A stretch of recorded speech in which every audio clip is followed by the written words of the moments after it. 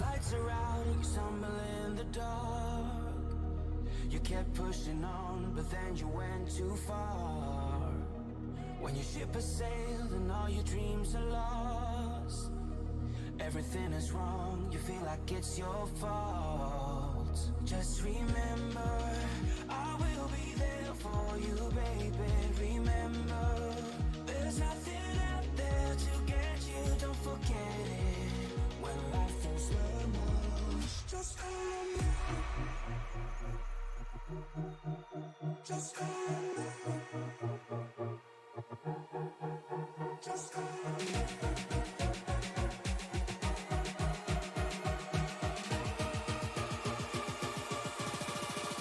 Just call on me.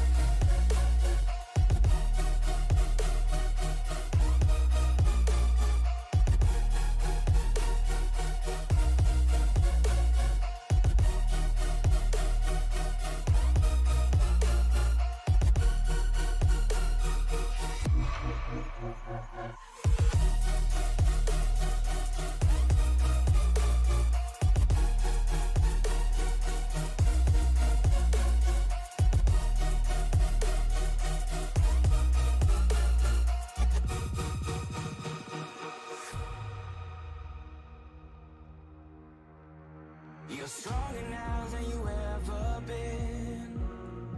You gotta leave now, it's time to catch the wind. You will climb up high and look through the clouds, and when you're feeling low, I know you'll bounce back. Oh, and just remember, I will be there for you, baby. Remember, there's nothing out there to get you, don't forget it. When life throws lemons, just call on me. Just call on me. Just call on me.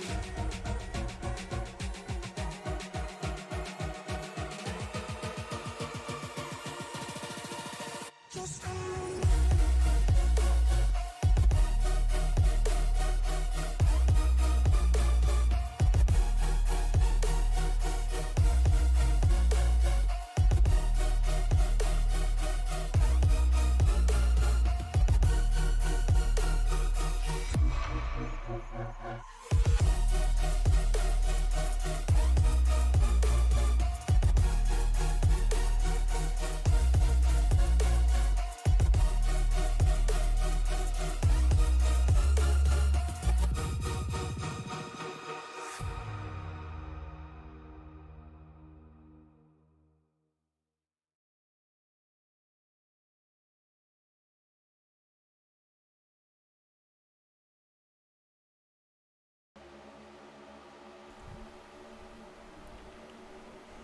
A quick caution-free race at Charlotte Motor Speedway last week to open up the second half of the season gives way to the biggest, most grueling track on the NASCAR calendar. It is the Talladega Superspeedway in Talladega, Alabama, and it will host round number 8 for the SCL Winston Cup Series. Good evening, everybody. My name is Frank Marchese. Thank you very much for making us a part of your evening. Alongside me, my broadcast partner, Daniel Paulus Jr. And Daniel, this is the one that you've been waiting for, Talladega Superspeedway, 2.65 miles of absolutely daunting racetrack. Such a daunting racetrack, Frank, and this is the race that I've been waiting for because we get to see a whole pack of action here tonight from Talladega Superspeedway. We're going to see drivers working with other teams, lining up with their manufacturer partners, and of course their teammates, and watching them make great moves here in this race. Absolutely. It is going to be a very fun night. We have 29 cars on tap, some cars trickling in still as we have about 3 minutes to go before we get into the qualifying session. You can see down there on the bottom of your screen the practice start underway. This one's lasted a little bit longer than some of the other ones have, but let's take a look at the point standings. And after her absolutely dominating performance at Charlotte last week, Lilith Peters now currently has a 34-point lead over Michael Matta in the standings. Actually, 36-point lead, my bad. In the standings, Justin Lewis had a solid performance at Charlotte last week as well. He's in third. Adam Lowe, Trevor Dalton, they remain the same. Couple of movers throughout the rest of the field, but right now your points leader, Lilith Peters, that's a pretty big advantage to have coming into Talladega. It is a big points advantage, but you don't know who's going to win here today. It's Talladega Superspeedway. We can end up with a winner that we never expected to win this season, but that's what happens here. And there's a lot of wrecks that happen here happen just because, the bump drafting going on, and if you bump somebody in the wrong side of that quarter panel, it can send them right around in front of the pack, so you just don't know what's going to happen here. Yeah, absolutely. And another thing that you need to worry about here at this type of racetrack, not necessarily a variable that you would normally consider, but this is the last race before a week off. Thanksgiving coming up next week, so the series will have off after this race for a week before going to the Nashville Fairgrounds. Would be a very, very nice thing to be able to get a race win here tonight, give you that momentum going into the off week and going into a very, very different style racetrack in 2 weeks' time. It's going to feel nice to have that off week next week, but then after that happens, the driver's going to start thinking about the following week at the next track, but we're going to talk about that later. We're just going to focus here on Talladega right now. But again, this Talladega Superspeedway, it's an unpredictable race, and this track has 33 degrees of banking in turns 1, 2, 3, and 4, and 16.5 degrees banking in that tri-oval. And now that tri-oval, that is the worst spot to push the driver in front of you, just because of that car being unbalanced and with that air moving around the cars. You talk about 16 degrees of banking in that tri-oval. That's in the top 3 lanes. Down on the bottom, it's a lot flatter, so there is a little bit of progressive banking, quote-unquote, in that tri-oval to also help mess with these drivers just a little bit more. 5 seconds to go until we hit the until we hit the qualifying session, I should say. Steven Johnson, right now the fastest man in practice, and that is how it will end, with Steven Johnson up on top. But a lot of those multi-car runs, we are now into single-car runs, into single-car qualifying. And as you could also see, a nice little change as far as the weather is concerned. It was quite cloudy, track completely under cloud cover just a moment ago. Now is under the sunlight as cars are starting to roll off. It would appear as though Michael Matta is going to look to get a jump start here on qualifying. Let's see how the 16 Michael Matta does during this qualifying session. Let's see what lanes he runs here. Coming out quite at a leisurely little pace here from my timing scoring. He still hasn't broken 100 miles an hour. Let's kick on over to somebody maybe with a little bit more pace. That's Joshua Yarborough. There he is, jumping right up to the outside. You're going to see two different styles of qualifying here at Talladega. You're going to see the guys who want to get all the way up to the top on that first lap, make the first lap as long as possible, build up as much speed as possible, and you're also going to see guys down on the bottom trying to make both laps count, not just the first. And when I see drivers run the bottom line during their qualifying session, I hear drivers say that they do this because it makes their time so much shorter by running that bottom line on these types of speedway tracks now. But that 77 of Yarborough is staying right on top. Absolutely is. And I want to draw attention to Michael Matta here really quick. Now, I have a feeling I know what he's doing, and I think if you remember back to, I know you, Daniel, you weren't here yet, but if you remember back to the Thunderclap qualifying session that we did back at Daytona all those months ago, a couple of cars took a very, very slow first lap, and for whatever reason, it gave them a rocket ship of a car on the second lap, able to pull out a couple of tenths over the rest of the field who went and did their qualifying run as normal. Maybe, just maybe, that's what Michael Matta's doing. Unfortunately, Talladega is a little bit longer than Daytona, so you got to time it just right. I never even really thought of that, Frank. I never seen drivers do that before here on these super speedways, but it sounds very interesting. Yeah, I hadn't seen it prior to that qualifying session, but for whatever reason, I still don't understand it, and even the people that have done it don't quite understand it, but for whatever reason, it works, and it works very, very well around these big racetracks. You just got to give yourself enough time. As speaking of time, Justin Lewis has the best one so far at a 53.27, 2/100ths of a second faster than last week's winner and pole sitter Lilith Peters. The 7 of Justin Lewis, he was having a great run last week at Charlotte Motor Speedway. He was playing a different strategy, looking like he was going to win the race, but that one of Lilith Peters, that's currently in second place right now, 53.29, dominated last week at Charlotte, and it looks like she's going to have a good qualifying effort here this week also. She's going to go a little bit quicker, but nothing to beat as Michael Matta, second lap, he will go up to third quickest, so a 53.31 for Michael Matta. As we'll take a look at Maxwell Caldwell, who appears to be done on his second lap. Here's Steven Johnson. Again, fastest man in the practice session. Just a minute to go here, so he will get this lap in. Jeremy Flanagan, Matt Mettler, Tommy Flanagan on track as well. Tommy Flanagan, a series debutant here tonight, as well as the driver that's, where the world is he? Currently occupies the 12th, now 13th position in the 394. That is Jerry Bergeron making his debut here tonight. As you see, the 7 of Justin Lewis with the 53.27 currently on pole. We'll see what the 44 of Steven Johnson has to say about that as he makes his way through the tri-oval there, hugging that double yellow line.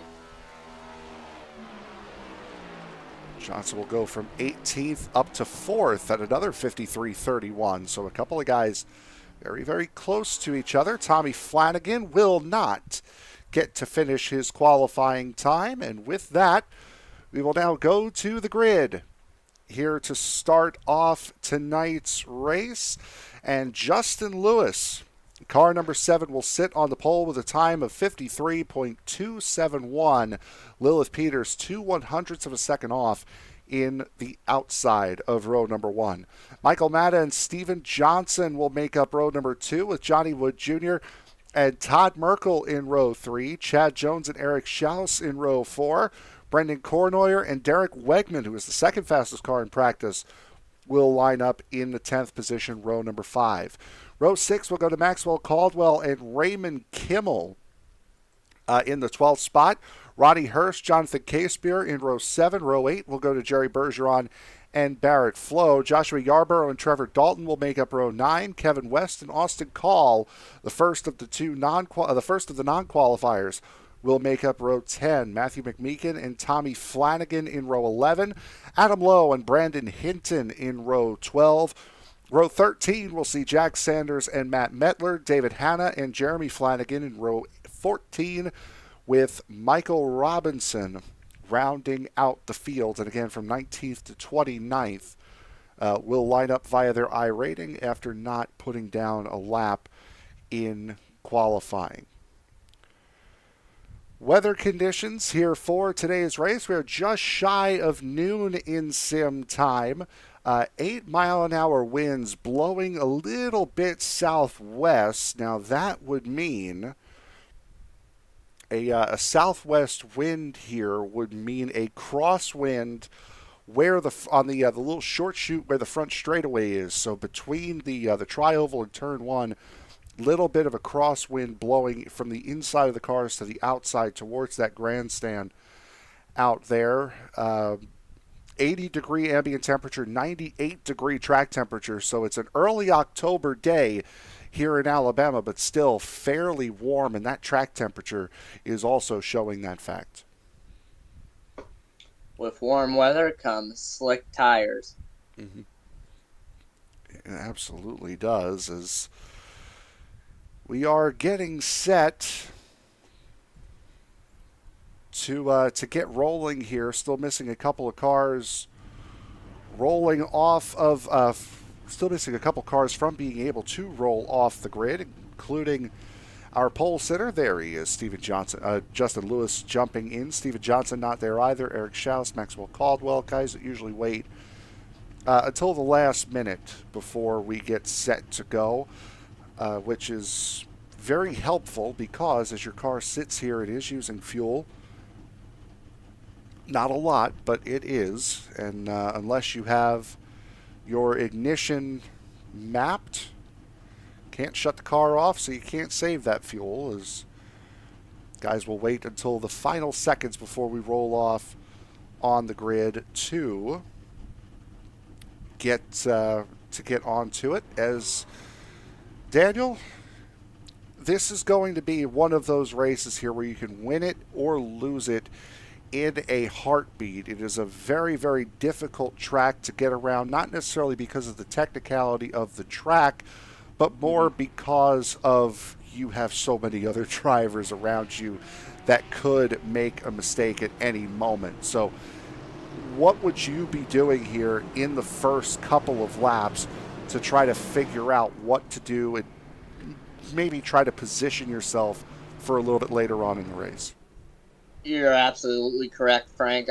Early on this race, when we go green flag racing, what I would do as a driver, I would just stay in the back of the pack, see how my car feels out of the draft, and then when you start going into the draft with the pack, just see how your car feels, and if there is a wreck or your car doesn't feel right, you can try to stay away from that and avoid that. And also, these drivers, you can be leading the last lap, coming to the white flag, in turns 1 and 2, and then you can come out of turn 4 and be at the back of the pack, because these drivers, they switch lanes a lot, and when they switch lanes, it depends on who has the most cars at that point, because if you have more cars, you're going to have more advantage of probably winning that race.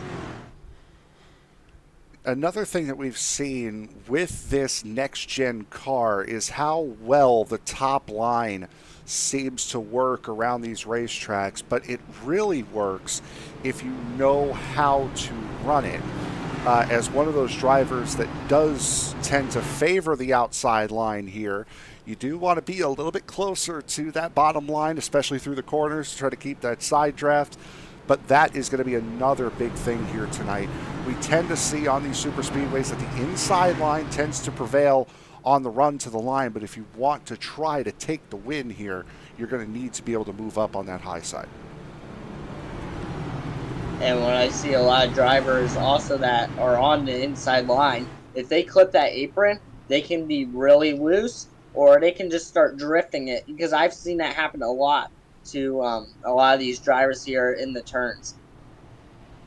Absolutely. Is a couple of drivers, Brandon Hinton and Matt Metler, have decided to pit start here tonight. A couple other drivers opting to take EOLs to drop to the back of the field as we are now going to get set to go final parade lap here. And these extra pace laps don't tend to be a big thing, but when you're around Talladega, it takes about 2.5 minutes to get around here pacing. That gives you a lot of time to think about what you want to do on this restart. It does, and I bet we're going to see some drivers that are starting in the front probably drop to the back just so they don't risk that they get involved in a wreck early on in this race. And you want to try to avoid that so you can be there at the end. Want to try to lead that lap, but the most important one to lead is the one at the end.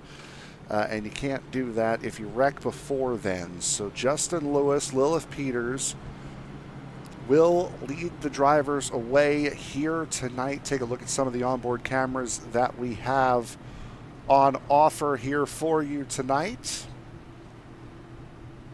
As we will jump on board, there is the 39 of Derek Wegman, who we are on board with from Patchogue, New York. Also going to be having a camera on Kevin West's car here tonight. Looking back off of Maxwell Caldwell, driver who has not had any luck whatsoever here recently this season. And of course, we'll also be looking at Justin Peters. At Justin Lewis as well.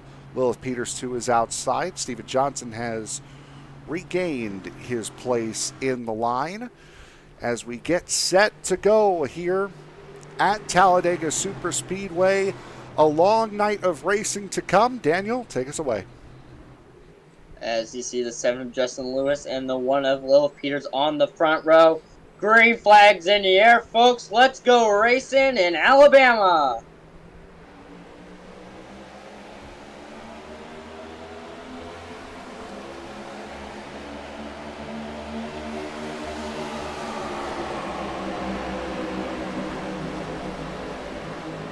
Solid push from Michael Matta on that inside line, keeping Justin Lewis nosed out ahead. Lilith Peters, though, able to make that outside line work, has Steven Johnson behind her. And Lilith Peters is back to where she knows best from last week, race lead.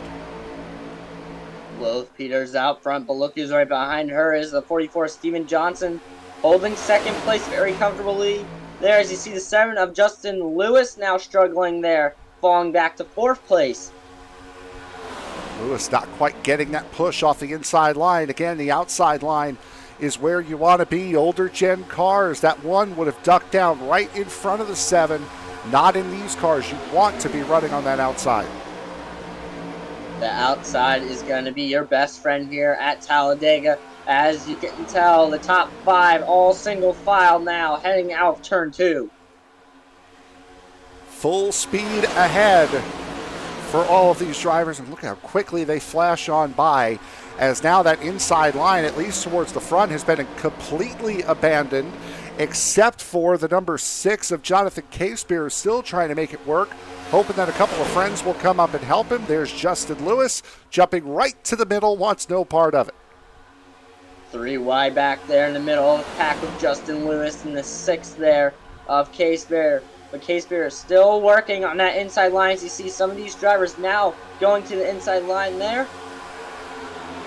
It's 3rd, 4th, and 5th. Merkel, Schaus, and Wegman all jumping down to the bottom. Car number 2 will pass car number 1 for position number 1 here, at least for the moment. As Peters, though, is going to get a great run off that outside line. A solid push from Steven Johnson as we see the 27 do something we're going to see a lot here tonight. Falling out below that yellow line, coming out of turn 2, allowing the rest of the field to pack, otherwise just bailing out of the position that he's in. side by side for first place there. As you see, the two of Merkel working at inside line, now falling back a little bit. As you see them now gaining ground once again on the one of Lilith Peters coming out of the tri-oval, but it's going to be the one of Peters leading this lap. Really keeping that a wide line coming through the tri-oval, and now even through 3 and 4. A little bit wider than you want for that outside lane to work, and you can see that inside line picks up a couple of spots. Todd Merkel, Eric Schaus, Derek Wegman all getting clear of Lilith Peters coming out of turn 2. Now Jonathan Casebeer trying to push forward with Michael Matta behind him. Inside line has the formation right now, heading into turn number 4 with the two of Merkel leading this pack here. Right behind him is the 60 of Schaus, and in third place is the 39 of Wegman. Jumping on board here with Maxwell Caldwell has Lilith Peters just in front. Couple of cars decide to jump on out. Would have been Casebeer and Matta, as Caldwell pushing up towards the front. He's had a very poor string of luck over the last couple of weeks, has the two-time champ. Trying to regain some of that good fortune here at Talladega. Michael Matta jumping up to that outside. Jonathan Casebeer pushing his way back in front of that 16. See the Justin Lewis there in the 7 in the middle there. He's going to fall back now unless he has partners with him in front of him. Looks like he does as they move down in that middle line there. 780 of Tommy Flanagan sitting behind the 7 right now. Series debutant trying to push up through the middle. Lilith Peters just about 4 wide as Michael Matta gets kicked out to the outside. And Jonathan Casebeer tried to cut him off, and around they go. I see the 94 of Caldwell involved, that 16 of Michael Matta. The 47 gets through unscathed there, but I do believe I did see the 7 of Justin Lewis also involved in this incident here on lap 6. There is Justin Lewis there. A little bit of damage to the rear at the very least. Jonathan Casebeer, front end beat up on that number 6. Maxwell Caldwell, there he is. And good news is these drivers do get a fast repair here tonight, as usual for the series. Not when or where you want to use it here on lap 6. Way too early to get involved in an incident. This is why I would ask drivers if they would be towards the front or the back, and most of them said they would go to the back, and this is why, because you don't want to get involved in an incident early on in this race, because you only have one fast repair, I believe. Correct me if I'm wrong, Frank, but it's one fast repair, and after that, if you get another wreck, you're done. So let's take a look at this replay here. You see the 6 there in the top lane. You see the one that Lilith Peter gets a run there. Just tags him a little bit. And then there's the wreck happening just above. Steven Johnson getting involved. See, there's the 94 of Caldwell coming down the hill. And again, that's not necessarily a rash decision from the one, just thought she had room and unfortunately didn't. Steven Johnson going all over the place. There you see the 5, the 7 at the top of the screen, the 750 of Johnny Wood Jr. involved. It's a big old mess here at the start of this race.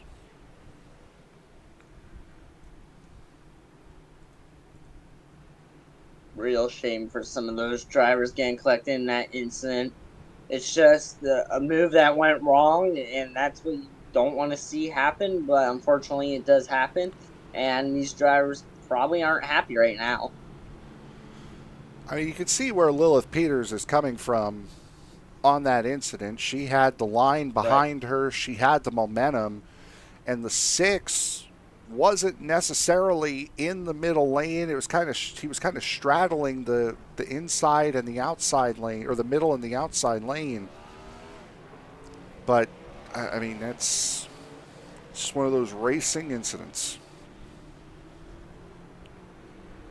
As you can see, those cars that were involved in this wreck on lap 6 here at Talladega are on pit road getting serviced right now. See, in this, because the caution laps take so long to get around here, just because you have a fast repair doesn't necessarily mean you have to use it right now. A lot of drivers are going to try to pit farm this, try to repair as much damage as they possibly can without using that fast repair, assessing where their car is on the next green flag run, and then deciding to use the fast repair if they need to. Not a bad decision at all, Frank. I mean, if I had that option, I would do it. But I mean, if I had extensive damage to where the point it's going to start affecting you during this race, then I would probably have to use that fast repair. There's Justin Lewis coming out of pit road. Steven Johnson's still there. There's Johnny Wood Jr., Maxwell Caldwell. His string of bad luck, at least for the moment, continues. Austin Call coming out of pit road. Jonathan Casebeer coming out of pit road. Matthew McMeekin with right front damage. Those guys were in pit road for almost 2 minutes, and the race leader is just now coming through the tri-oval. So everyone now coming out, so they will all stay on the lead lap. Michael Matta is coming back in the number 16, trying to further pit farm that car. That's a good point. That's a good point about it, is because, these drivers that do have extensive damage, but they don't want to use their fast repairs. Like you said, Frank, they do have 2.5 minutes to get that service done, which you don't get at a lot of these tracks that we go to besides Talladega here. Certainly won't get it in 2 weeks when we go to the Nashville Fairgrounds for round number 9 of the season. As Todd Merkel electing the inside line here with Eric Schaus. That's Derek Wegman on the inside of the second row. Trevor Dalton, Jack Sanders, Jerry Bergeron, Raymond Kimmel, Joshua Yarborough, Chad Jones, and Matt Metler currently running in the top 10 right now. Matt Metler and... who was it? I believe it was, let me see, Brandon Hinton. Both get the fortunate caution before they go a lap down. Brandon Hinton, however, has pulled the car back off the racetrack. He is done for the day in the number 25. So Matt Metler decided to start on pit road, needed the benefit of an early caution, and he got it. Pace car making its way out of turn 4 with the 2 of Merkel on the inside, the 60 of Schaus on the outside.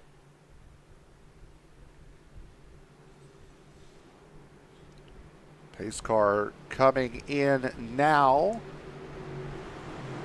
Green flag set to come out as we begin lap number 10 here from Talladega Superspeedway. Todd Merkel in control into the Geico restart zone. They go now. Green flag is back in the air. A decent start by Todd Merkel. Top 4 get away, but it's Trevor Dalton who's going to give the push to Eric Schaus here on the early stage of this restart. Don't want to get out too far, Frankie, because if you get out too far, that pack that's right behind you is going to come running up right on you. You could fall to the back easily if they make a third lane. But right there, side by side coming out of turn 2 is the 60 of Schaus and the 2 of Merkel. Looked like tandem drafting there for a moment as we had the top 4 followed by 5 through 8 all tied up together as Eric Schaus dives down in front. He will take the race lead. That will leave Trevor Dalton the lead car on the outside line. That is Chad Jones at the back of the line. Brendan Kornoyer, who withstood a little bit of front end damage from that incident, goes from the middle up to that front pack, bringing Ronnie Hurst in the 22 with him. Ronnie Hurst having a good day so far at Talladega in that 22 machine there. Looks very nice. Austin Call has the back of the group, has the draft. He's got the 44 of Steven Johnson behind as well. 1 of Lilith Peters, the 6 of K-Spear up on the high side. So everyone back together again as Eric Schaus goes from the bottom to the top to cover off Trevor Dalton. And look at Justin Lewis on the outside in the 7 taking the run. Justin Lewis having a massive run here on the 3rd lane. Nobody with him currently. As you see him in turns 1 and 2, you see a 22 of Ronnie Hurst to his inside there. He's able to keep that momentum up. What a run from the 7. Doing it all by his lonesome. Up on that outside. Not quite able to get enough draft from Chad Jones in the 75. Look at Matt Metler riding the wall, going through turns 3 and 4 now. Made a little contact with the wall, but no problems there. As you see 2 cars on the 3rd lane. Let's see if anybody else goes up there with them. They're starting to fall back now. As Schaus still trying to play both ends against the middle here. Getting a nice little push from Trevor Dalton.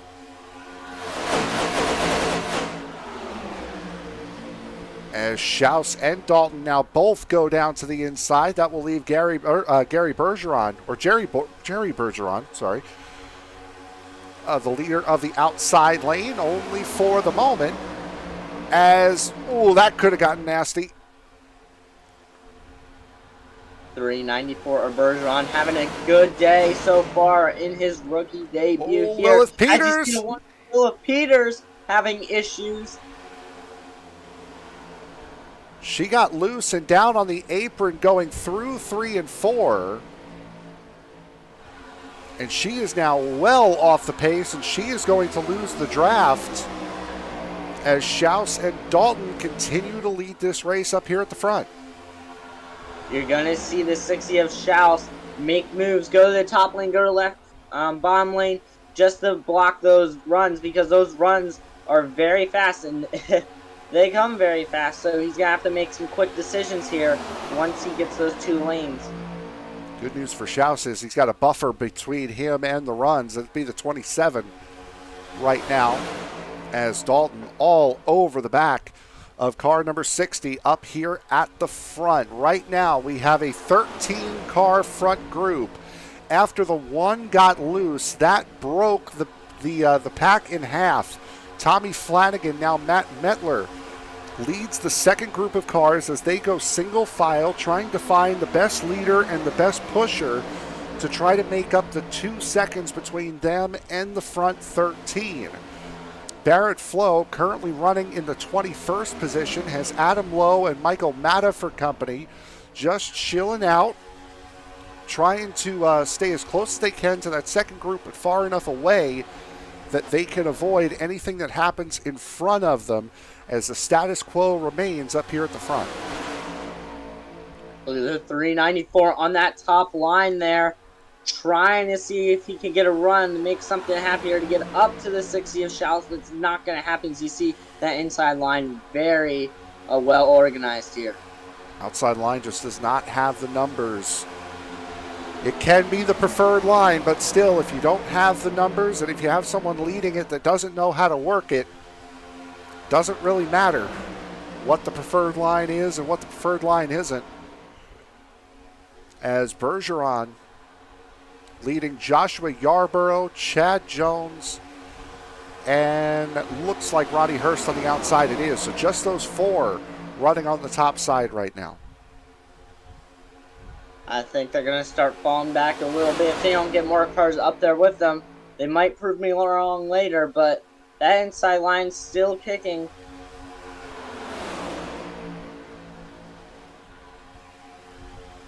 Eric Schaus still in control, and this is where the clicking off laps portion of the race starts to kick in. We don't have too much going on up here at the front. We've got a 2-second gap as, again, cars try to figure out who's the best pusher, who's the best leader in this second group to try to make up the gap to the front group. And then you have Barrett Flo, Adam Lowe, and Michael Matta just hanging out, getting quite close to each other, just hanging out, though. Those three Fords. And then further behind, a couple of guys that may have a little bit too much damage or just fell a little bit too far back. Jeremy Flanagan, Johnny Wood, David Hanna. There is Lilith Peters running by herself. She's currently running last and 27th right now as this battle up front commences. That looks like Derek Wegman has jumped up to the outside. Jack Sanders taking a run on the third lane. He's going to have to try to choose a lane here, because if not, he's going to fall all the way behind this pack here. As you see the 39, that middle lane now falling back. He's going to go to the outside line, I believe. No, bottom. No, he goes to the inside. Still only 4 cars on that outside line. Now Jack Sanders leading that group. As Eric Schaus still very much in control down here on the bottom line. We'll take a quick break. We'll be right back. You are watching the SCL Winston Cup Series here. Round number 8 action from Talladega. Eric Schaus in control in that Hot Wheels number 60. We'll be right back after this.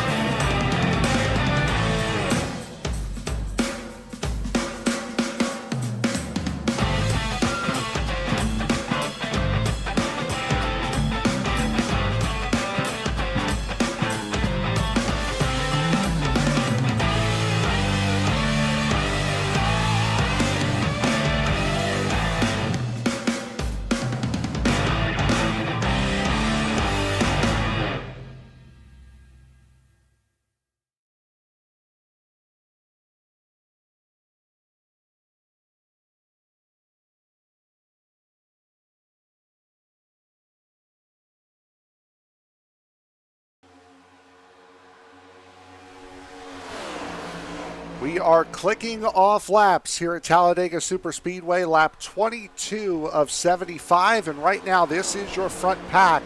13 cars currently up in front here, being led by Eric Schaus. Group number 2 currently sits 5 seconds behind, led by Kevin West.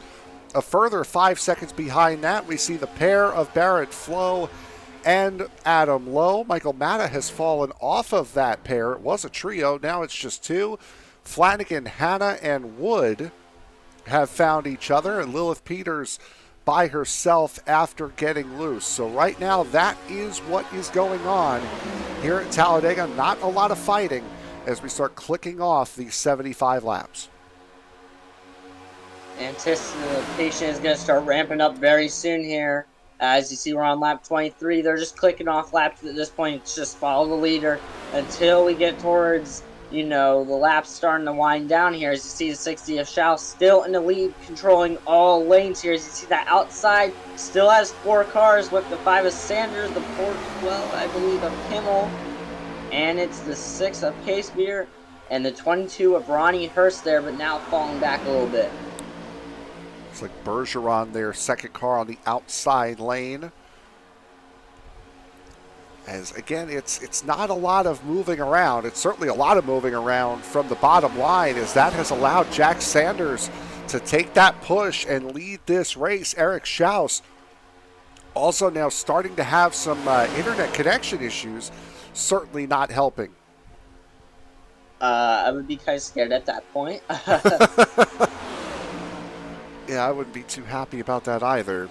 As outside line starting to get a couple more participants. It's Steven Johnson and Derek Wegman up there in the back. As Jack Sanders currently edging out in front of Eric Schaus, looking for that race lead. Let's see if this 5 car has anything left in his machine here. As you see, he does. He is going to make a pass here with that run with the 394 Bergen right there. This is on board of Trevor Dalton, right on the splitter. It's one of your better views that you will ever get of the rear diffuser around here, as the caution has come out. Something happened. Tommy Flanagan, car 780, around in turn 4.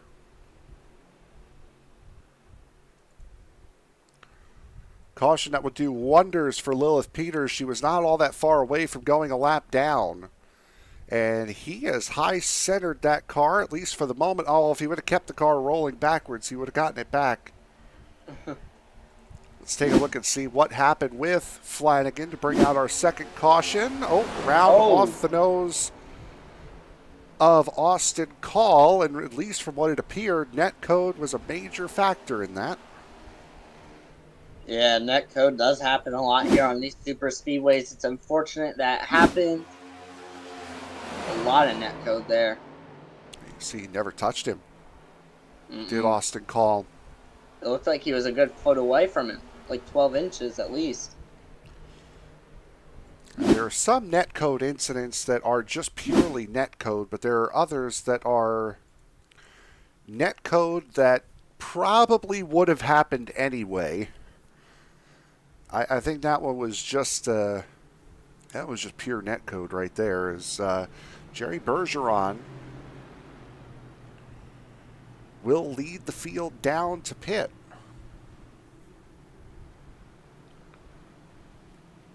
Everyone except Jonathan Casebeer, it would appear.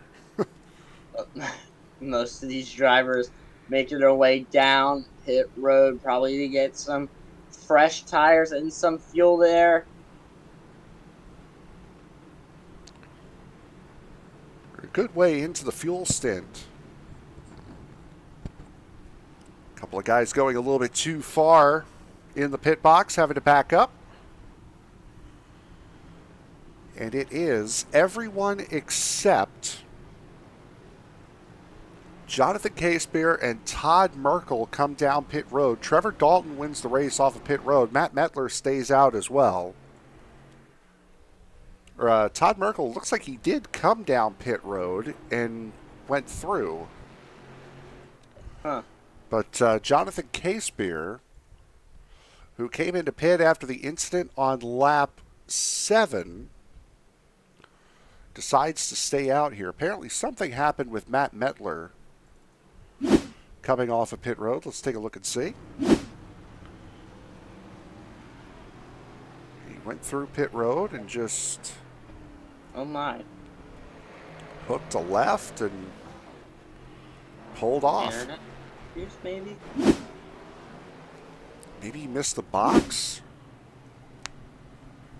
I do I'm not not sure. know. That was kind of weird. But the 6 car, I don't know if this was a good strategy or not, Frank, because he's on old tires now compared to the rest of the field. Is that kind of concerning to you? I would be less concerned about the tires and more about the fuel, because now he would have filled up with fuel on lap 7. The only good news is he's got Todd Merkel, who hasn't pit either, behind him. Now we'll see if those two change that this time. Casebeer may have just stayed out to lead a lap. Doesn't look like he's showing any sign of coming in, and Todd Merkel is. So, yeah, Casebeer's put himself on an island hoping for a quick caution. I don't know if that's going to happen, but you never know. It's Talladega. Anything can happen here. Right now, you see the 6 leading with the 27 of Dalton.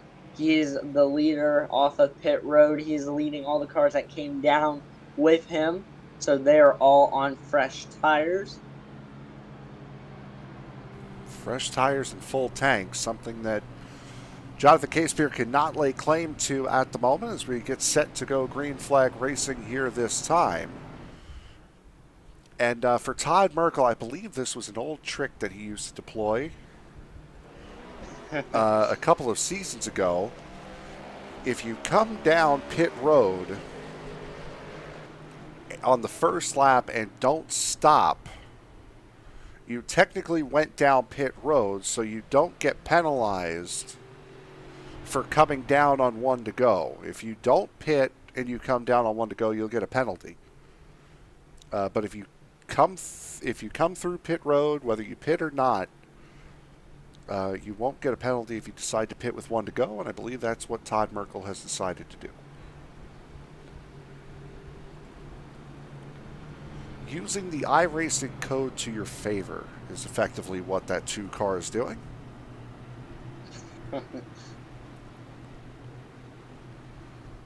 As we get set to go back to green flag racing, Jonathan Casebeer, your race leader, Trevor Dalton 2nd, Jerry Bergeron 3rd, Chad Jones 4th, Jack Sanders and Kevin West, Eric Schaus and Ronnie Hurst, Justin Lewis and Derek Wegman be your top 10 here for this restart, and we'll see how this field jumbles up and how the rest of this race plays out. Third of the way through, a little bit more than a third of the way through this race, as Casebeer comes to the line to lead the field down once again. Into the Geico restart zone they go. Green flag is in the air. Back to racing we go here at Talladega. 6 of Casebeer gets a great restart launch and the inside line, but here comes the 27 of Dalton working on that outside line, as you see.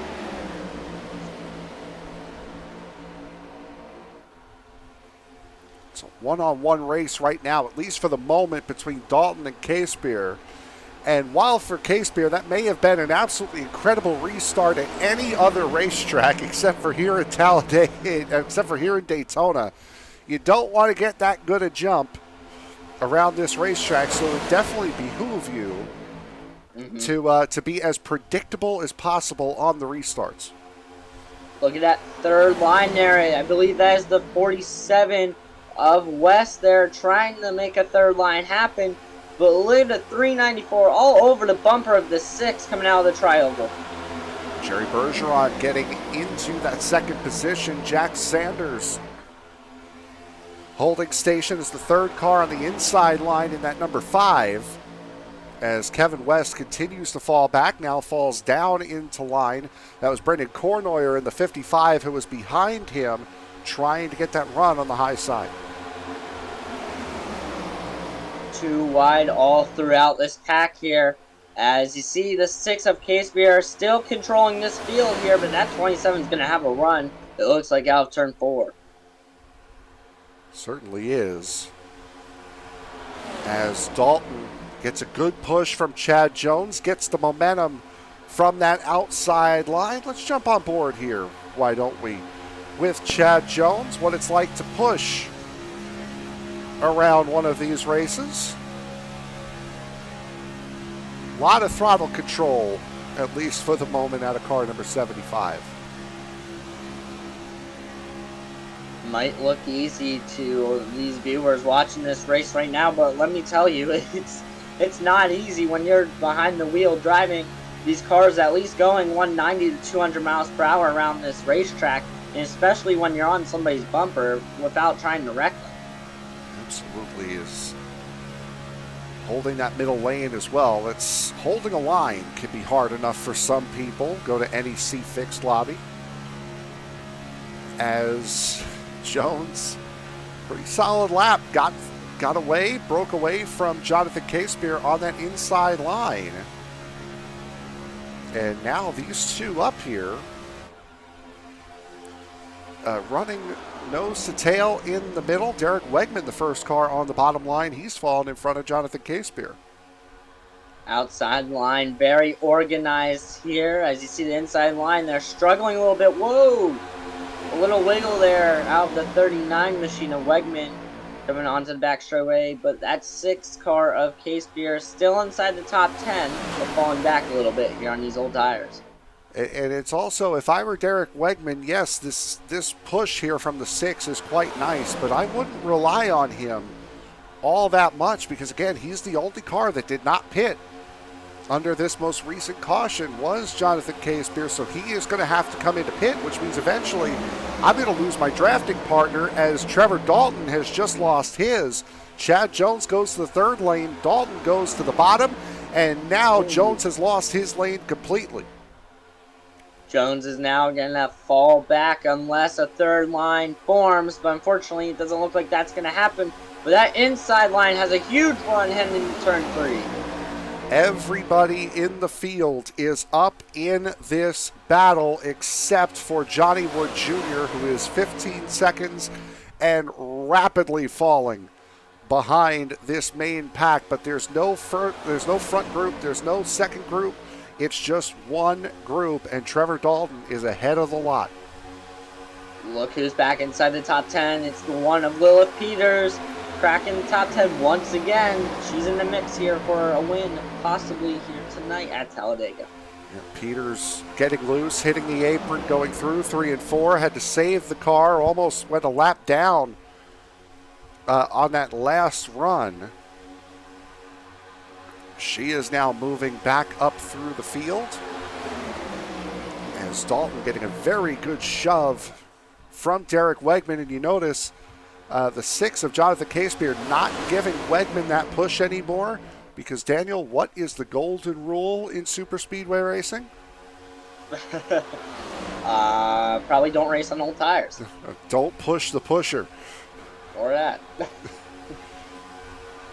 So K-Spear giving Wegman all the room he needs as Jerry Bergeron trying to hold service on that outside line with Jack Sanders. Now these two know how to get up to the front. These two were 1st and 2nd when that caution came out. I see very great drafting partners here working together. Like you mentioned, it was the 394 and the 5 of Sanders working together, and they got to the front there to take that lead. As you see, we are on board here, looking back off the 39. Think these cars don't get close? Watch how Wegman is going to come right up on this number 27 here. Most likely right after this the tri-oval. There's not a lot of room to go around here. Maybe like 6 inches apart. little bit less than that in most cases.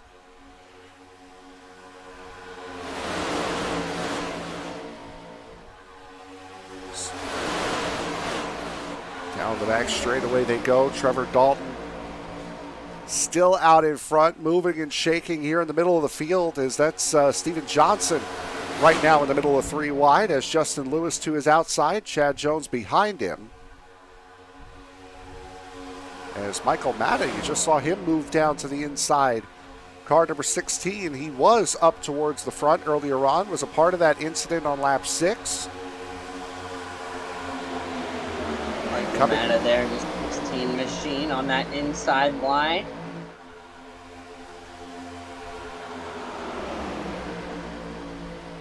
Running last week's race sponsor on that car is that outside line once again. Starts working as Jerry Bergeron getting a very good push from the 5 of Sanders, also getting a decent one from Hurst. Lilith Peters, Kevin West right there. Look at Justin Lewis trying to slingshot to that third line again. Justin Lewis really liking that third line there, but it looks like nobody's going to try and help him there. Oh, it looks like we might have a wreck in the back of the pack here. Michael Matta, what a save from car number 16. Got up into the door of somebody on the outside lane, went down towards the bottom. And Michael Matta got away with one there big time. Lucky for him. Take a look at this replay here. 16 of Matta. Washes up to the middle.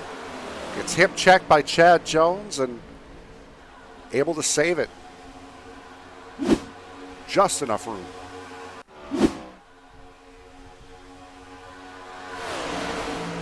We talked about the 394 and the 5 of Sanders working very well today, Frank. And look where they are. They're back up leading here in this pack. But look at the 1 of Lilith Peters now on that inside line, getting a push from the 27 of Dalton. Yeah, Peters was in control of this race before coming into pit on lap 7, as Peters now back out in front, leading a line. Not quite leading the race just yet. I'm interested to see if she takes the lead of this race, if she stays down in front of Trevor Dalton, or if she tries to go to the middle, as once again Justin Lewis trying to make that outside line work, as Jeremy Flanagan right now appears to be in the sucker hole with Steven Johnson. They're going to get a little help here from that 22 of Ronnie Hurst there in the middle line there.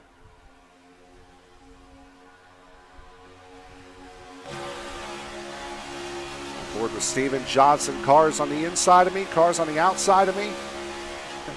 What's a boy to do? I do not like running the middle line here at Talladega. It's not an enviable spot to be in now, is it? See that, just barely see that splitter of Kevin West to the outside. Ooh, Lilith Peters gets sent down to the inside. Watch out, a lot of movement. There goes Kevin West. Caution is out. Ooh. 44 of Steven Johnson's the 6 of Case Beer also involved here. Trevor Dalton, Wegman also involved. Like just a lot of beating and banging up here at the front.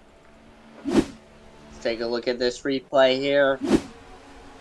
And on the back straightaway, C27 get loose. 47 up there in the third lane. I don't know what quite happened there. It looks like a push may have gone wrong. It looked like something started with Lilith Peters up at the front of the line that sent the rest of the line away. Let's go back and take a look and see here. Oh, no, it's already gone. Let's go back a little bit further here. Let's try this. Yeah, here we go. Exiting turn 2. Yeah, Peters gets a little bit of a push she wasn't ready for 27 checked up, 39 wasn't expecting it, and everyone started to fan out.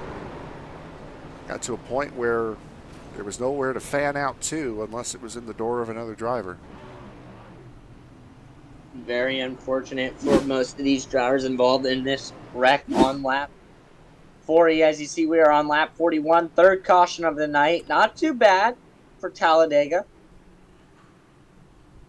Jerry Bergeron leading the field down onto pit road. There you see Justin Lewis, Sands front end. Sure, he's very happy that he pit farmed that car after the caution on lap 6. Pop his fast repair and get back into this race. Most of these drivers heading down pit road. Look at the 7 of Justin Lewis with no front bumper after this wreck. Or did he use the fast repair? Fast repair would have popped by now.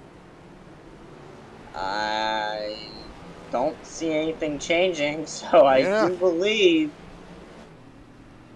he didn't use. I think he used the fast repair. He might have done.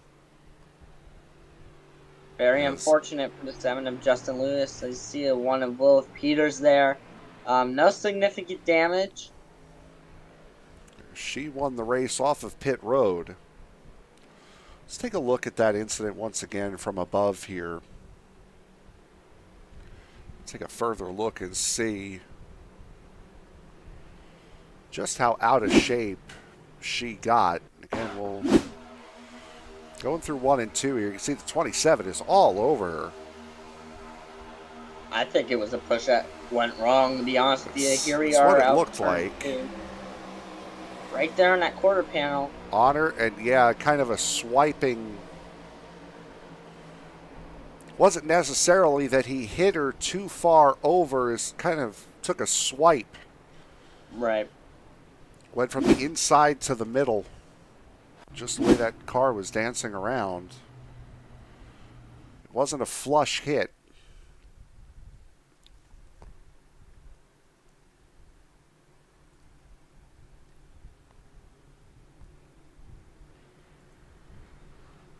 So,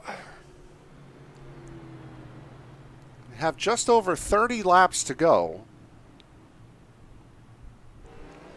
here at Talladega. Lilith Peters, Jerry Bergeron, Raymond Kimmel, Joshua Yarborough, Austin Call, who we haven't spoken much about today, Todd Merkel, Eric Schaus, Adam Lowe, Jack Sanders, and Barrett Flo, your current top 10 as it stands.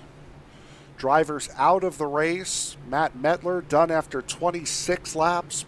Brandon Hinton, done after 5. Michael Robinson did not start the race. So of the 28 that started, 26 remain as we get set to go back to green flag racing here at Talladega. I'm very pumped to see this next restart here.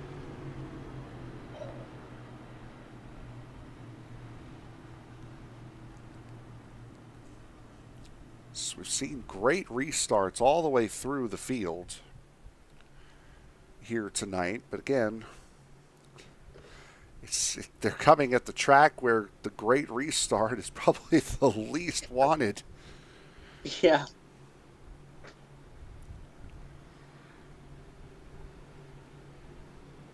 As Peters electing the inside lane here for this restart. It'll also be interesting because, again, we're seeing guys up here now, Adam Lowe, Austin Call, guys that have taken the mantra of go and hang out at the back. Yeah. They're up here at the front now. Do they stay up here, or do they effectively bail out and head to the back of the line again? If it was me, I would bail out, but I don't know what these drivers are thinking right now. But, I mean, we're only on lap 43, Frank, out of 75, and we have a long way to go until this checkered flag flies, and anything could happen here on the next few laps, and especially on this restart. Barrett Flo, another guy who spent most of his day at the back. Maxwell Caldwell, after getting caught up in the lap 7 incident, or the lap 6 incident, has spent his day at the back. as Lilith Peters getting set to go racing with 32 laps to go.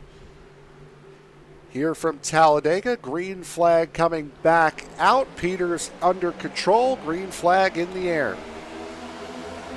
Both lines getting a great restart here. As you see the 394 of Bergeron there on that outside line, getting a push from the 77 of Yarborough.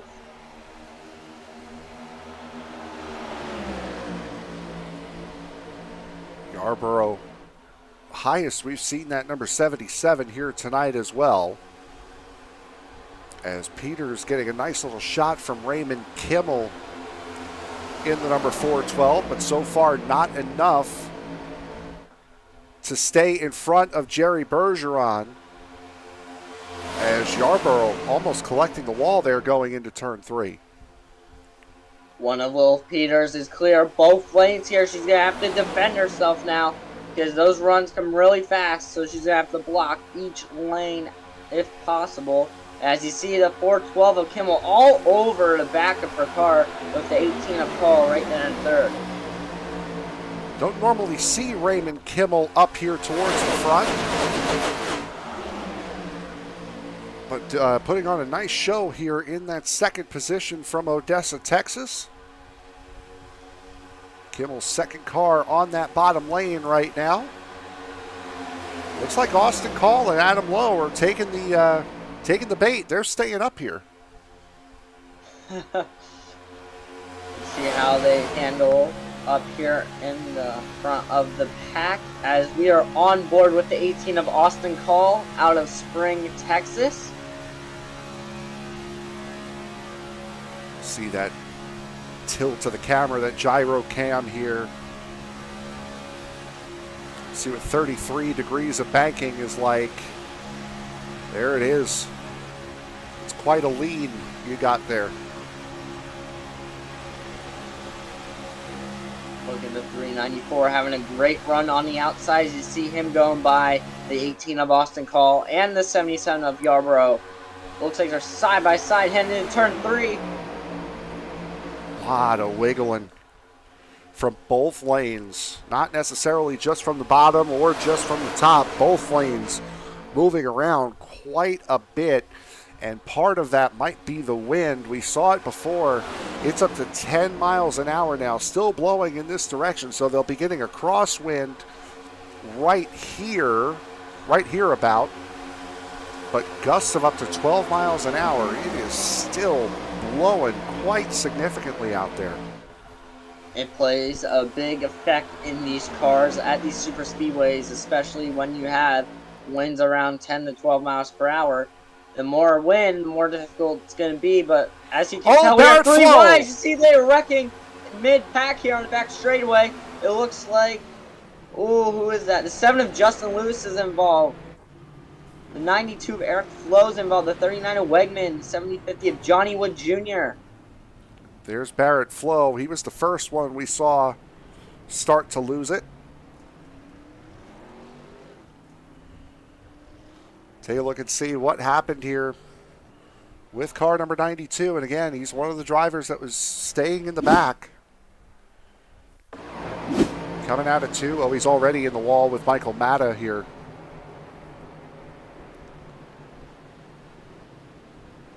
Step a little bit further back here. See if we can't spot something new.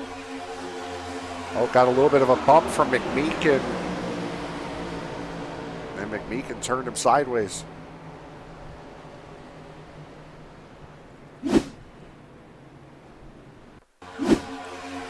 '39 of Wegman. There's nowhere to go. Nope.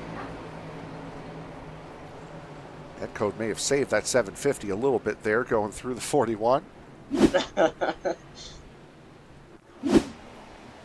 One of those rare occasions where you say thank you, netcode. Well, we're going to take a quick break here. We'll be right back working caution number 4 here at Talladega Superspeedway. Just about a third of the race to go here in round number 8 for the SCL International Winston Cup Series. Take a quick break. Be right back.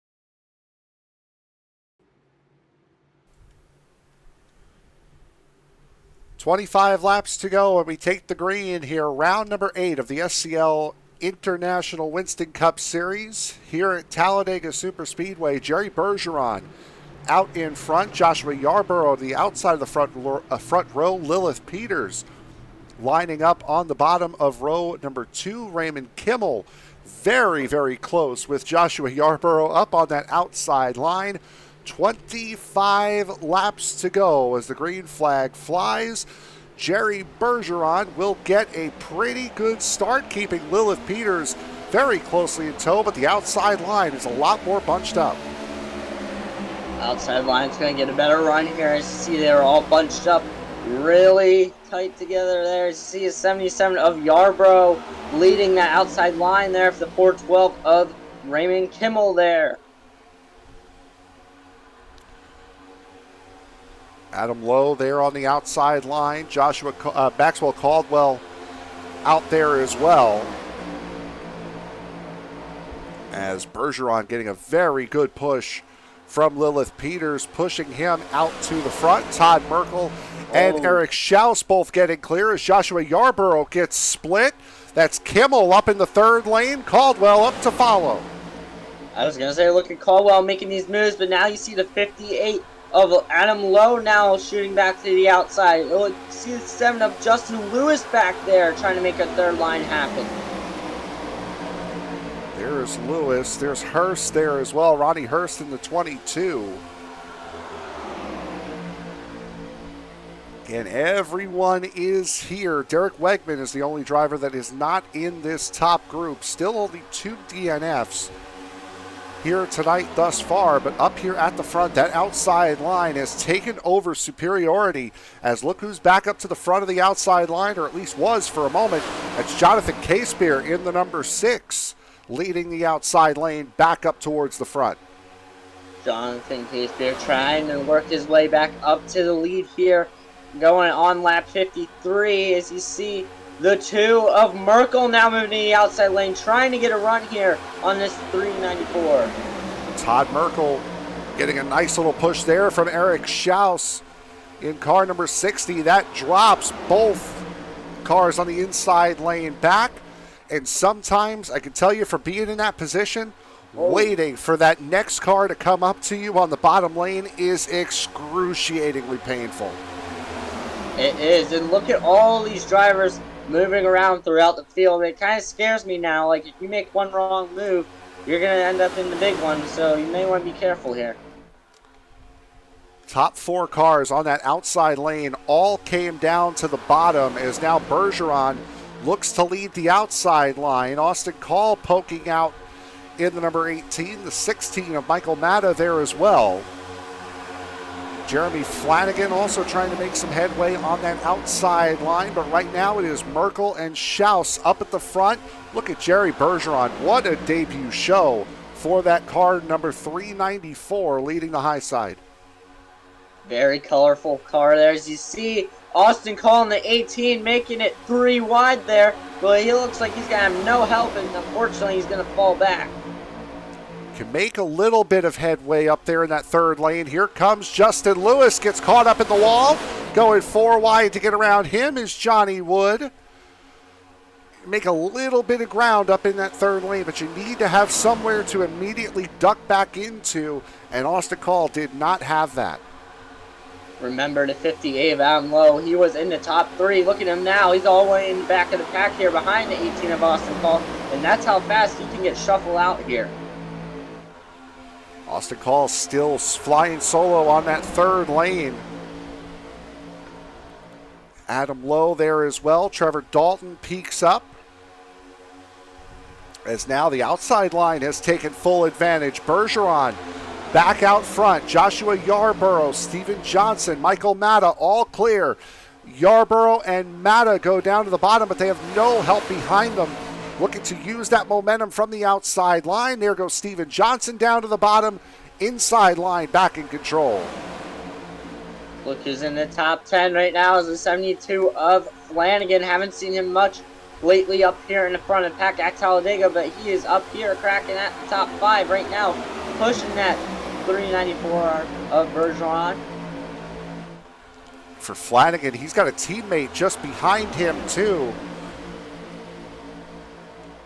Tommy Flanagan in the 780, followed by the number 1 of Lilith Peters. A lot of moving around, and now as we're getting 3 wide, Maxwell Caldwell leading the group on the outside line.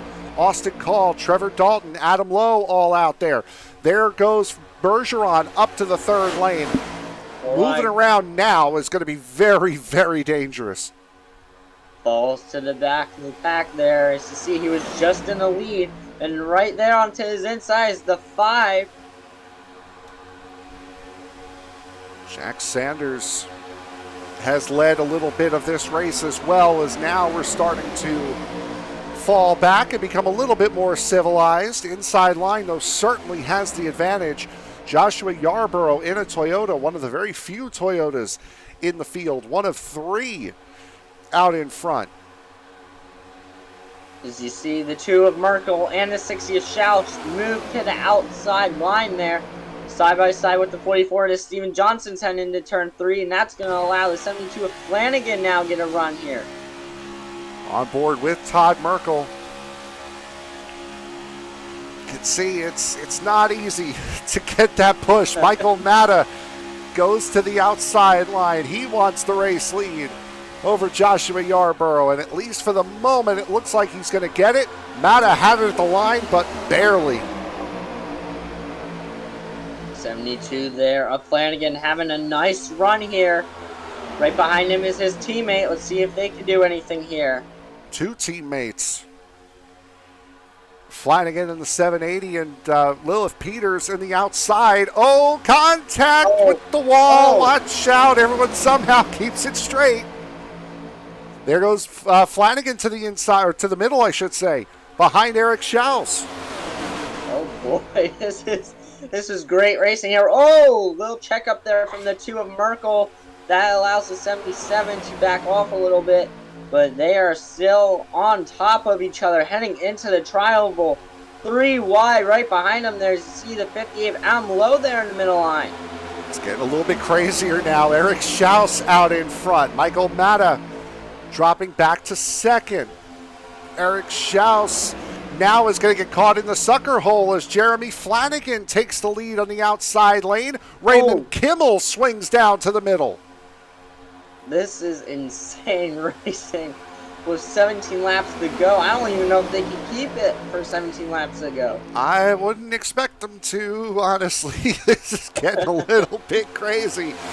3 wide most of the way through this field, and a big gap now is formed on that bottom line behind Steven Johnson. That's not good because this field's going to catch up to them very quickly, so they're going to have to make a decision on what line they're going to want to go with. As you see, the 60 of Schaus going to the inside line. Schaus slipping in front of Brendan Kornoyer in the number 55. Picks up the run, picks up the slingshot, back out to the middle line. What a move by Eric Schaus.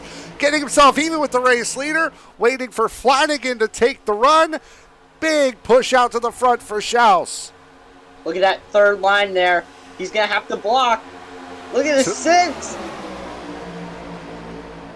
Jonathan K-Spear to the outside, to the bottom now. Both Schaus and K-Spear from the race lead on the outside line all the way to the bottom.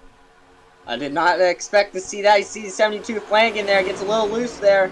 But that 60 of Schaus, now he has a big gap, but the 72 is going to fill it there. 72 is probably going to go to the outside. There he goes. Flanagan did to Schaus what Schaus just did to the rest of the field a couple of laps ago. As K-Spear went up to the outside with Michael Matta. Caution is out. Trevor Dalton. Trevor Dalton involved. I see the 55, the 58 Adam Lowe there with significant right front damage to that car. See 22 of Ronnie Hurst also involved. Well, told you don't expect it to last. Oh, boy, it was fun while it did, though. That was awesome racing.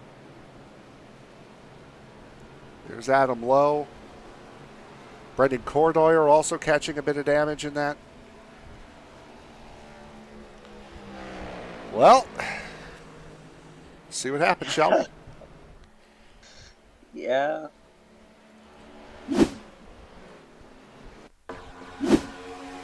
Through the tri-oval. Watch that Kodiak machine in the middle. 5 almost lost it on his own, and that was Adam Lowe. Tried to get to the middle, didn't have enough room.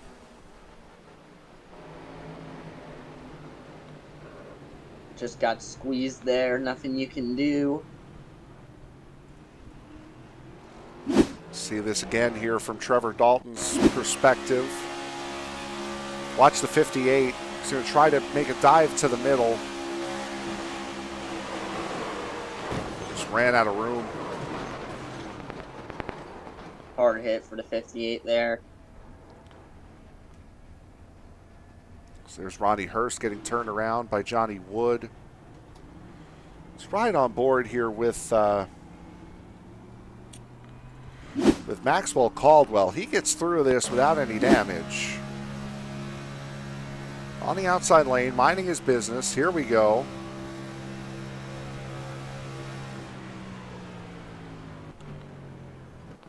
Runs over a front clip or two.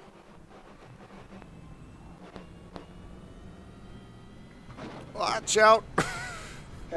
Almost turned right across the front of the 55. Oh, this is just the beginning. Yeah, it is. We got more coming. 13 laps to go. You see the 72 there of Flanagan is going to be your leader with the 6 of Jonathan Seaspear there in second, and the 60 of Schaus there in third. Schaus making wild moves a few laps ago. Will he do it again?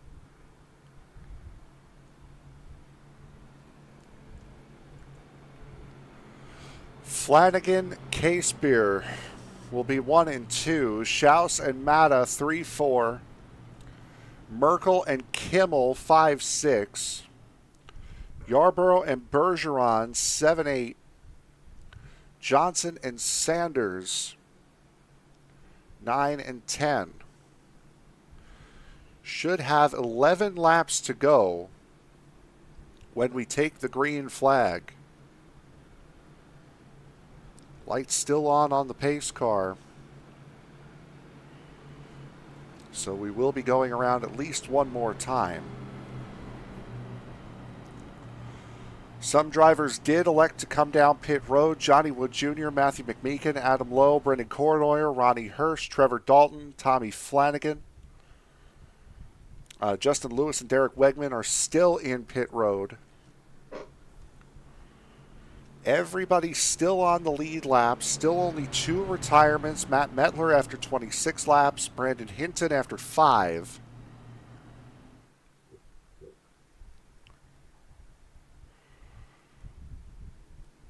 And if that was any indication of how this final dozen laps is going to go, boy, we're in for a good one.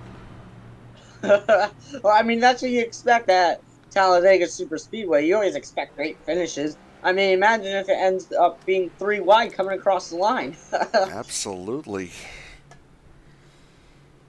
We have a lot of great racing action still left to go as of today. We are now broadcasting all 3 series of the SCL International Series once again. Tomorrow night will be the Street Stock and Super Late Model Series. Dave Regal will be in the booth for that. Bringing you all the action as the Street Stocks. We'll be running at Myrtle Beach tomorrow. And the late model stocks will also be at Myrtle Beach. Then on Wednesday, we will be bringing you the Super Truck Series once again. They will be at Talladega on Wednesday night. Myself and David Motispaw will be calling the action from right here in Talladega. Next week, however, for this Cup Series, we will be off because of the Thanksgiving holiday. Nashville Fairgrounds, Indianapolis, Bristol, and Atlanta. 4 races to go. A month of racing left before Christmas, before the new year, and before we crown a champion here in season number 36 of the SCL International Series. It's crazy how these races are flying by. I mean, if you think about it, with Thanksgiving coming around the corner, you know you got to get as many points as possible. And right now, I do believe, correct me if I'm wrong, Frank, but I do believe the one of Lilith Peters is your points leader right now. Live as they sit, I'm not entirely sure because, again, nobody here at SRM knows how to do basic math. It's including myself. And with the old NASCAR point system, I'm not sure how it would shape out, but you see both of them, the 16 and the 1, currently on your screen right now. 3 cars between them, at least on that outside lane. Green flag back in the air once again, racing at Talladega. 72 of Merkel gets out there, clear of both lines, as you see the 6 now getting a push from the 16 of Michael Matta, but not a very strong push, as you see the 60 of Schaus putting that 72 out front. Saw 2 cars that have been very, very good together here tonight, the 60 and the 2. Eric Schaus and Michael Matta still linked up there on the bottom, and it doesn't matter who's in front, whether the 60's in front or the 2, they have been very, very quick. Very quick indeed. As you can tell, this outside line, they're struggling a little bit. Go further back there. I do believe that is another line trying to form here. As you can tell, they are 3 wide in the back of the pack. It's Raymond Kimmel and David Hanna up on the outside as Jonathan Casebeer now nosing ahead beyond the start-finish line. 10 laps to go here at Talladega. Casebeer inching out in front with Michael Matta pushing. Casebeer out front there, that outside line, very organized. Whoa, 72 there gets a little wiggle out of turn 2, but he keeps it straight again and push from the 60 of Schaus, who's still on his bumper. I think, as you see the front 4 cars on the outside line dip to the bottom, I think if I were Flanagan, and at least from what I saw what he was doing down the back, he's wary of the 2 and the 60 going to the outside of him, so he was trying to play up a little bit to try to block off that move, and in the process completely lost the race lead, as now Bergeron looks to go to the outside, didn't have enough space. Lilith Peters pushing away on the high side. We saw earlier on how well she can run that high lane. Lilith Peters dominating last week at Charlotte Motor Speedway. Could she win here again with just 9 laps to go? Currently in second in the standings right now. But you can see getting a big push there from the 92 of Flo. Barrett Flo almost got loose and spun coming out of turn 2. See, a part of that is look at Eric Schaus. Yep, 4 wide as there goes Flanagan around. Hard hit from Flanagan. 39 of Wegman gets involved. Watch out, 18. Ooh. Oh. Wow. Austin Call catching the tail end of that. There's Kevin West down pit road with damage.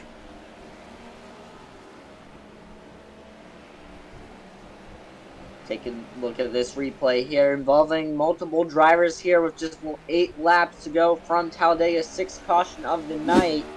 Let's take a look here as we look for that. Jeremy Flanagan there just gets tagged. Just gets hooked.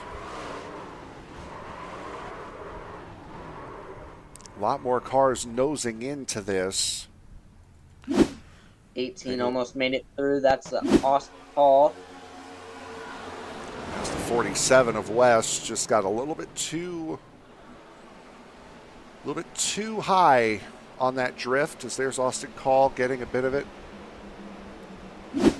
See Derek Wegman as they go down the racetrack here. There's Wegman. Chad Jones looks like he was in it as well. Wegman gets tagged. It's Raymond Kimmel in the 412.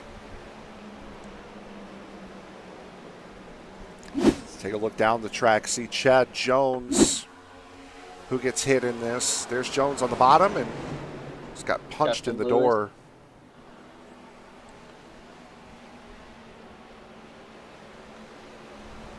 Innocent bystanders at this point. Justin Lewis back down pit road leading the group.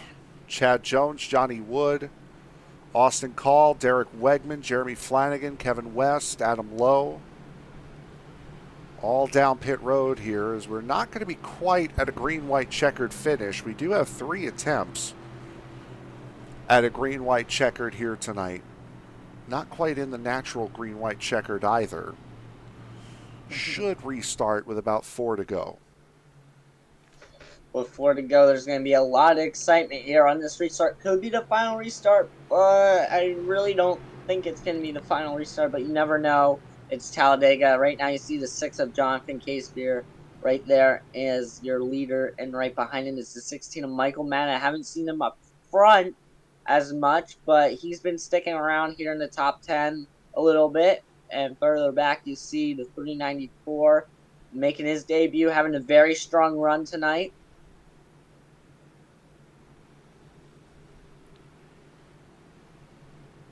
Has been quite a race here this evening, and what we'll do is we'll take a quick break. We'll set up for it.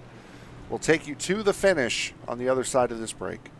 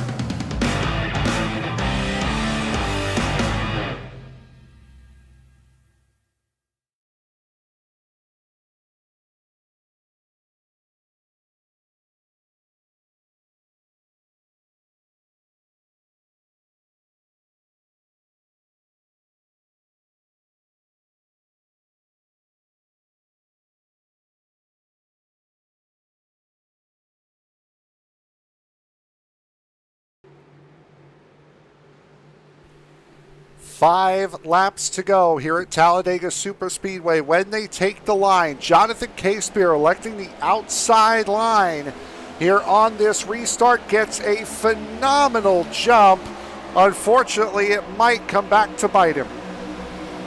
Unfortunately, it will. As you see the one of Lilith Peters there taking second place. But look at the 16 of Michael Matta there on that inside line holding it. Tandem drafting back again here at Talladega. Lilith Peters trying to find a way to the outside of the 6. Look at Barrett Flo to the inside. Michael Matta goes up to the high line to get in front of K-Spear. That opens the door wide open for Bergeron and Flo on the bottom. Look at the 60 of Schaus back there making some movement around the 44 of Steven Johnson there. Great push from Jonathan K-Spear. 4 laps to go. Michael Matta out front. Lilith Peters third place on that outside line. Matta and K-Spear to the bottom, leaving Lilith Peters with the lead on the outside lane. That's gonna hurt the one of Lilith Peters. Now it's gonna allow this 60 of Schaus to get to her bumper and push her back up to the front there. As you see that inside line very well organized with the 16 of Michael Matta and the 6 of Jonathan K-Spear right there. K-Spear and Matta have tried to find each other on multiple occasions here tonight, and they found each other up at the front. K-Spear moving all over the place, looking towards the outside, blocking off Lilith Peters, taking that run. Peters goes to the bottom, but with no help. Peters had to make a move there or else she would have got turned there for sure. As you see the 5 of Sanders now on her back bumper, but it looks like the 60 of Schaus is going to take third place away. K-Spear looking to the bottom. The 5 is going around. 5 car, watch out. Nope. Sanders staying green. I think it was just a 5 there. Yep, Sanders kept it straight, and when he did go around, he was far enough off the racing line. As look, we have a new player up here, Kevin West up at the front. 47 of Kevin West there running that top line there. Top line's very strong here. As you see the 750 of Johnny Wood Jr. there up right behind him. Austin Call pushing as well. Eric Schaus goes to the middle line. 2 laps to go. Now up to the top. Trying to take the push from Matthew McMeekin. McMeekin goes into the wall. Michael Matta now jumps up to the top. He'll get the push from Caldwell.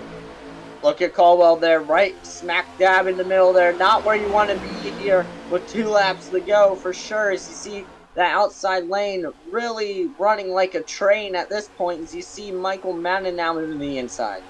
Matta dives to the inside. Austin Call has Trevor Dalton pushing him. Look at Eric Schaus take the run all the way to the bottom. Schaus with McMeekin. 3 wide, 2 by 2 for the race lead. McMeekin now goes to the bottom. Austin Call out front coming to the white flag.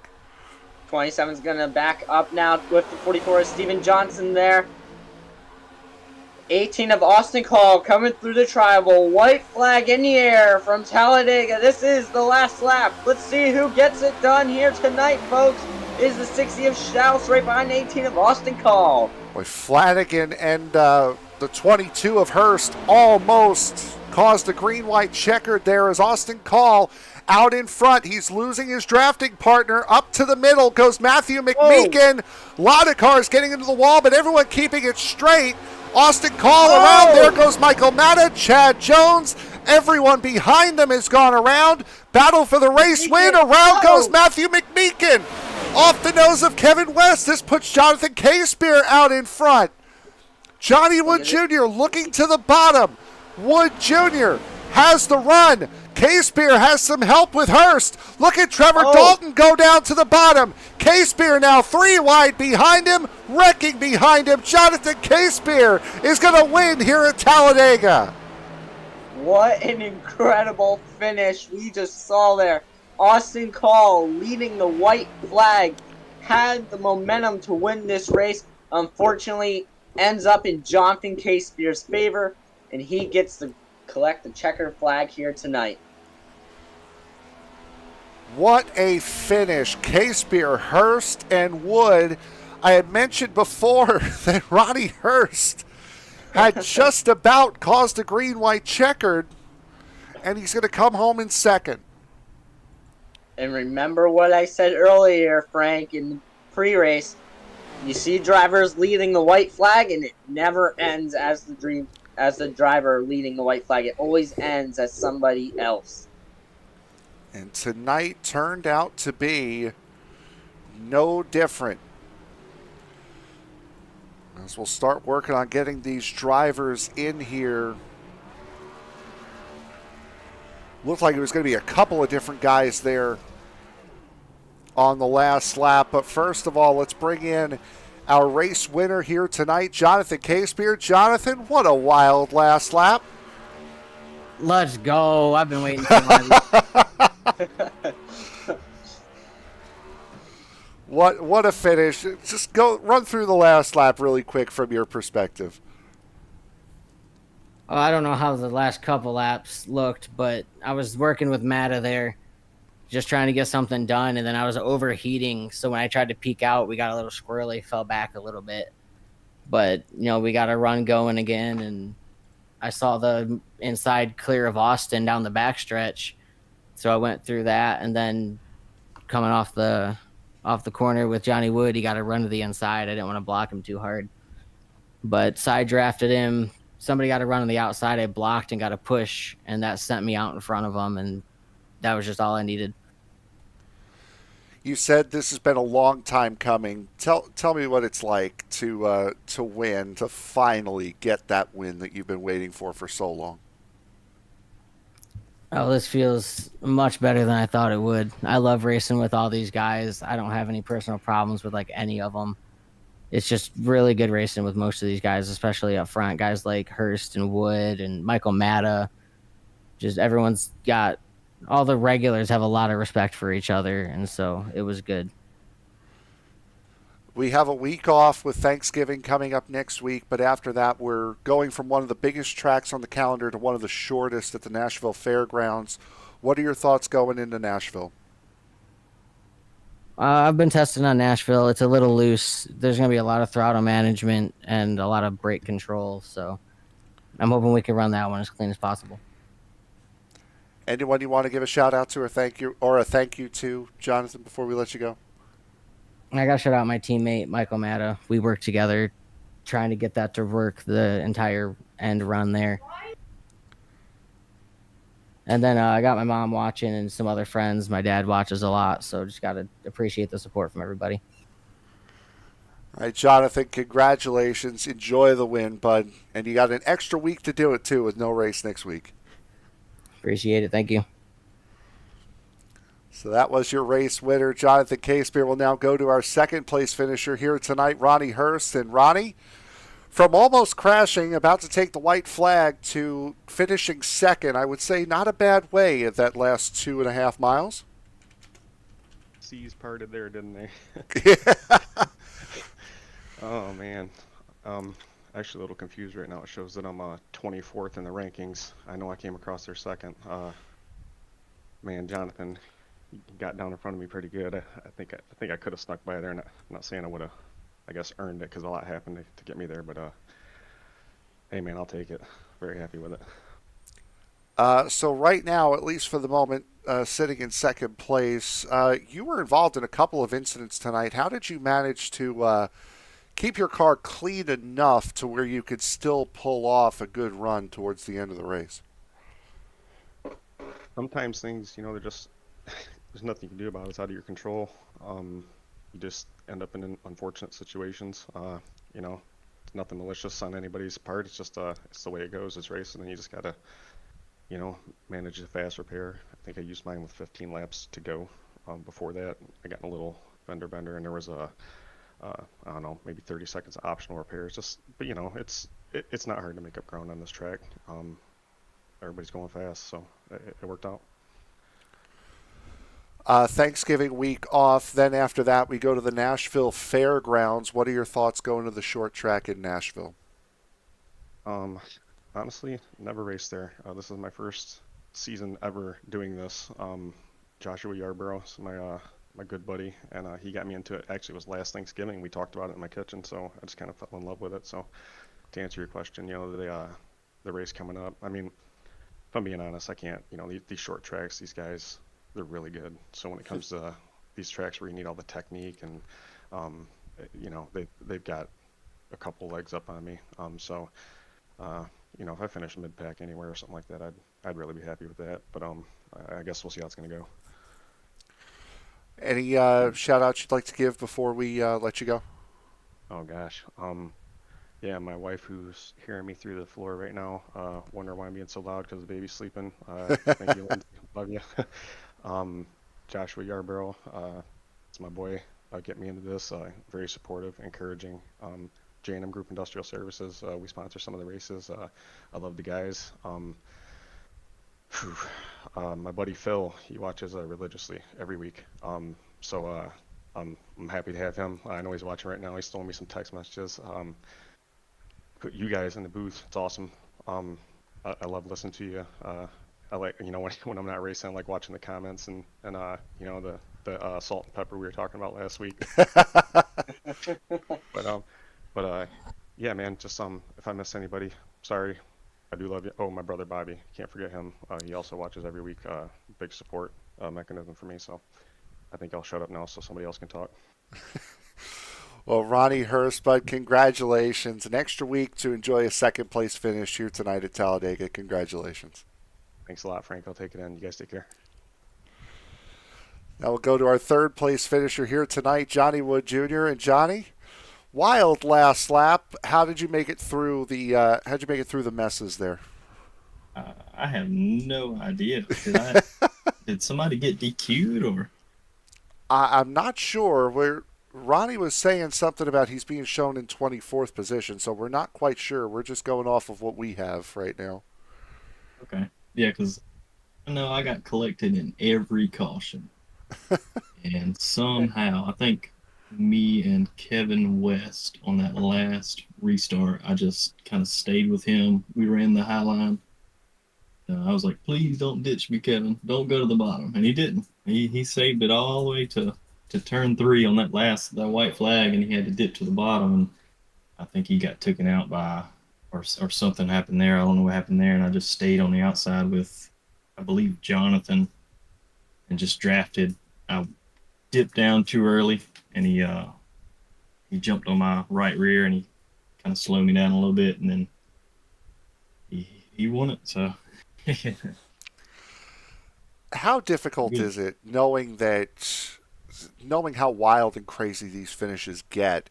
It's almost impossible to find yourself or put yourself in a position to try to win one of these races. What was your strategy on that last couple laps other than just not get in a wreck? Well, it seemed at the beginning I just kind of stayed in the back and didn't really follow anybody, didn't really gain anybody's trust. I just kind of jumped around, and I think that kind of screwed up, you know, my tactics there. I think I got collected in every caution, so I just, on that final restart, I just told myself I'm gonna just stick with one person, somebody that's fast. I was gonna stick with Justin there, but seemed to be he kind of hit the wall a couple times when I went into 3 on the previous runs, and I didn't think I could stick with him. I figured either Austin called or Kevin was the 2 that I was going to go with, but Kevin just kind of held it a little smoother there, so I just went with him. Week off for definitely did. Week off for Thanksgiving next week. Then we go to the Nashville Fairgrounds. What are your thoughts going to the short track? Yeah, I didn't really test for Talladega this week. I was kind of hitting the short track there, the Nashville Fairgrounds, and it is bumpy. I don't know how we're going to do it, but hopefully it's not a repeat of Iowa or Pocono. Caution. So, anyone you want to give a shout out to before we let you go? I guess you guys, man. You guys do a pretty good job. I seem to watch it every Tuesday. I kind of rewatch the whole race, and you guys do a pretty good job up there in the booth. Appreciate that. Thank you very much. Your third place finisher here tonight, Johnny Wood Jr. Congratulations. Thank you. So, you've been waiting for this racetrack since you got into the booth with me, Daniel, for this series. Did it live up to your expectations? It sure did. It was a wild finish. I was expecting that to happen, and I couldn't ask for such a better race here at Talladega, to be honest with you, because it always delivers the action. You see the moves from the different drivers, and I mean, I can't wait to go take a break for a week. We come back, we get to go to your favorite racetrack that you wanted to see now, Frank, and that's Nashville Fairgrounds. I haven't been there myself, and I'm very excited to see how that track performs.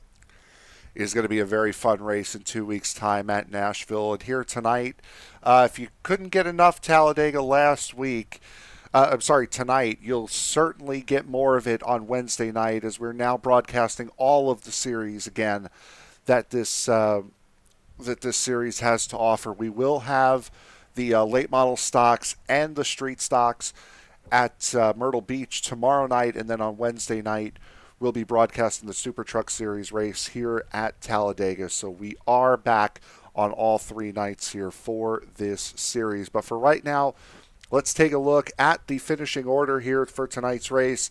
Jonathan Casebeer collects a long-awaited win in that number 6 car. Johnny Wood Jr., Steven Johnson, Trevor Dalton, Maxwell Caldwell, your top 5. Todd Merkel, Jeremy Flanagan, Matthew McMeekin, Brendan Cornoyer, and Jerry Bergeron come home in your top 10. Joshua Yarborough, Michael Matta, Raymond Kimmel, Justin Lewis, and Derek Wegman through 15th. Austin Call, Barrett Flo, Jack Sanders, Chad Jones, and Kevin West through 20th. Eric Schaus, David Hanna, Lilith Peters, Ronnie Hurst, and Adam Lowe through 25th. Tommy Flanagan, Matt Metler, Brandon Hinton, the only 3 drivers that did not finish this race, and Michael Robinson did not start the race here tonight. So that will do it for us here tonight at Talladega. Remember to join David Regal tomorrow for the late model stock and the street stocks at Myrtle Beach tomorrow night. We will be back on Monday night in 2 weeks' time when the series heads to the Nashville Fairgrounds in Nashville, Tennessee. Until then, for my broadcast partner, Daniel Paulus Jr., I am Frank Marchese. Thank you very much for making us a part of your evening. And remember, as you walk down the road of life, please don't play in traffic. Good night.